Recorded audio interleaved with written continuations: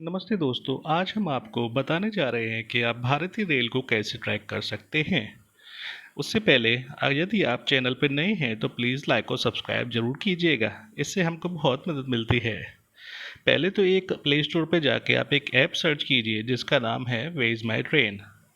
अब आप उसको इंस्टॉल कर लेंगे।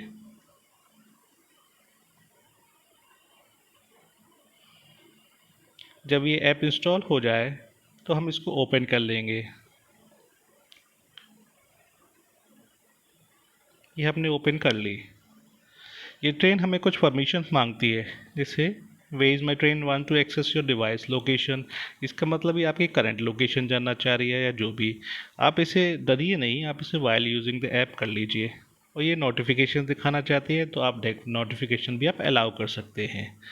उसके बाद अपनी भाषा चूज़ कर सकते हैं, इंग्लिश, हिंदी, जो भी आपकी भाषा हो। हम इंग्लिश रहने देंगे। हम इसे सबमिट करते हैं।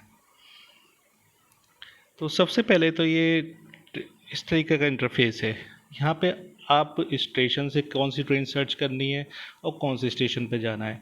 ये सपोज़ कीजिए आपको दिल्ली स्टेशन से कहीं और जाना है तो यहाँ पे आप स्टेशन का शॉर्ट फॉर्म डाल देंगे। जैसे न्यू दिल्ली स्टेशन का NDLS शॉर्ट फॉर्म है, तो ये NDLS यहाँ से सिलेक्ट हो जाएगा और वहाँ पे आप कोई सा भी स्टेशन डाल सकते हैं। ठीक है। यदि आप ट्रेन सर्च करना चाहते हैं इनके बीच तो आप ट्रेन टाइप करके सर्च कर सकते हैं।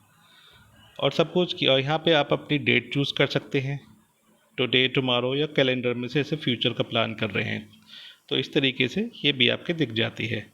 तो यहाँ पे देख सकते हैं टाइम इस तरीके का, कौन सी ट्रेन कहाँ से जाएगी, कौन से टर्मिनल से जाएगी, अलग अलग तरीके का ये दिखा देता है। अब इससे पहले इस चीज़ से तो ठीक है। अब आप सोचिए कि आप ट्रेन टिकट बुक करा चुके हैं, तो सबसे फेमस ट्रेन को हम सर्च करते हैं जो कि है हमारी शताब्दी एक्सप्रेस। तो शताब्दी एक्सप्रेस का नंबर है 12033। तो न्यू शताब्दी एक्सप्रेस कानपुर सेंट्रल से न्यू दिल्ली के लिए जाती है। तो इसमें इस तरीके से आपका पूरा दिखाता है कि कानपुर सेंट्रल से चली आपकी इटावा जंक्शन पे आई और फिर ये आपका गाज़ियाबाद, फिर दिल्ली जंक्शन पे। तो ये दिल्ली तक पहुंचती है आपकी शताब्दी एक्सप्रेस। तो इधर आपका लेफ़्ट साइड में अगर आप देख सकते हैं तो लेफ़्ट साइड आपका होता है टाइम, लेफ़्ट साइड आपका अराइवल टाइम होता है। और ये दूसरा राइट साइड जो होता है ये होता है डिपार्चर टाइम। तो लेफ़्ट साइड आपका अराइवल टाइम और ये होता है डिपार्चर टाइम। अब कुछ लोग कन्फ्यूज़न कर जाते हैं ये न्यू दिल्ली शताब्दी एक्सप्रेस और एक जन शताब्दी एक्सप्रेस जो कि गरीब लोगों के लिए चलाई गई है। गरीब लोग मतलब जन लोग जो महंगा किराया अफोर्ड नहीं कर सकते हैं। तो ये ट्रेन उन लोगों के लिए चलाई गई है क्योंकि शताब्दी का किराया थोड़ा सा ज़्यादा रहता है। तो उसका ट्रेन नंबर है 12058, न्यू दिल्ली जन शताब्दी एक्सप्रेस। तो हम इस पर दबाते हैं तो इसका शेड्यूल आ जाता है पूरा निकल करके। तो ये दौलतपुर चौक से चलती है 4:10 पे, वहीं से स्टेशन से चालू होती है। तो 4:10 पे उसका डिपार्चर होता है। फिर ये इधर अराइवल, ये आज का टाइम दे रखा है कि आज ट्रेन आपकी 11 मिनट लेट थी, तो फिर इधर 11 मिनट लेट 4:35 पे पहुंची, जबकि उसे 4:24 पे पहुंच जाना चाहिए था अनादोरा प्लेटफॉर्म स्टेशन पे, लेकिन 4:35 पे पहुंची वो। तो ये है इसका टाइम।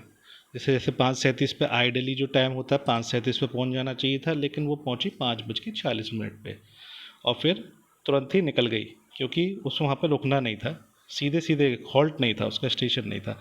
अब देखते हैं रूपनगर पे 6:08 पे पहुंच जानी चाहिए थी, लेकिन पहुंची 6:24 पे सुबह के। और 6:08 से वो 2 मिनट के लिए रुकती है और निकल जाती है 6:10 पे।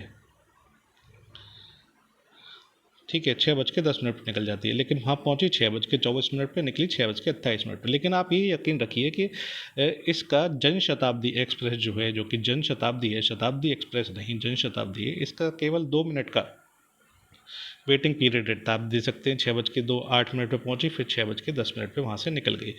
और ये लिखा हुआ है नंबर 1, यानी प्लेटफॉर्म नंबर 1 पे आएगी रूपनगर के। इसी तरीके से खारा, सास, चंडीगढ़ जंक्शन पे आपका प्लेटफॉर्म नंबर 2 पे आएगी। 7:33 पे पहुंचनी थी, 7:32 से पहुंच गई, 1 मिनट पहले पहुंच गई वहाँ पे, लेकिन वहाँ डिले हो गई किसी कारण की वजह से।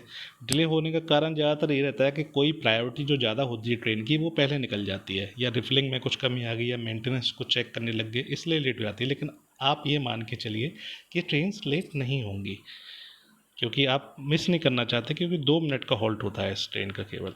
फिर ये अम्बाला कैंट पे भी टाइम पे पहुंची, लेकिन फिर ये वहाँ पे 3 मिनट लेट हो गई निकलने में। वहाँ पे इसका हॉल्ट ज़्यादा का है। अब ये कुरुक्षेत्र जंक्शन आता है तो 9:14 पे कुरुक्षेत्र जंक्शन पहुँच जाना चाहिए था, लेकिन 9:21 पे पहुँची। और वैसे ही 9:16 पे निकल जाती है, लेकिन 9:24 पे निकली, तो यानी 21 पे आई, 24 पे, यानी केवल 3 मिनट के लिए बीच में रुकी है, और ये प्लेटफॉर्म नंबर 2 पे आई।